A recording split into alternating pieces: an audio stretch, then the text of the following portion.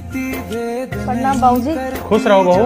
बाबूजी घर में एक बहू है तो भी सास को अच्छी नहीं लग रही है, लेकिन अगर घर में 3-4 बहू है उनमें से भी सास को एक भी बहू अच्छी नहीं लगती, ऐसा क्यों है? बेटी का मोह बहू। मैं समझी नहीं बाबूजी। बहू, जिस घर में सास का सारा प्रेम सारा लगाव सिर्फ अपनी बेटी के लिए हो, जिस घर में सास की आंखें सिर्फ अपनी बेटी को ढूंढती हों, उस घर में सास को बहू का त्याग, बहू की मेहनत कुछ नजर नहीं आता। इसका मतलब तो यही हो गया बाबूजी, बहू चाहे कितना भी निभा ले लेकिन बेटी के आगे कमी रहेगी। हाँ बहू, क्योंकि बेटी की गलती भी प्यार लगती है और बहू की अच्छाई बहू का कर्तव्य बता दी जाती है। तो फिर लोग क्यों कहते हैं कि बहू घर की लक्ष्मी होती है? कहने और निभाने में फर्क होता है बहू।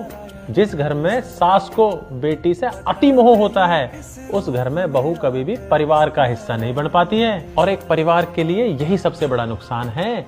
जब एक बहू टूटती है तो घर की नींव हिलती है, क्योंकि घर रिश्ते निभाने से चलता है, रिश्तों में तुलना करने से नहीं। याद रखना बहू, जिस घर में सास का मोह बेटी के लिए हद से ज्यादा बढ़ जाए, उस घर में सास को कभी भी बहू अच्छी नहीं लग सकती, चाहे बहू एक हो या हो बहू 4।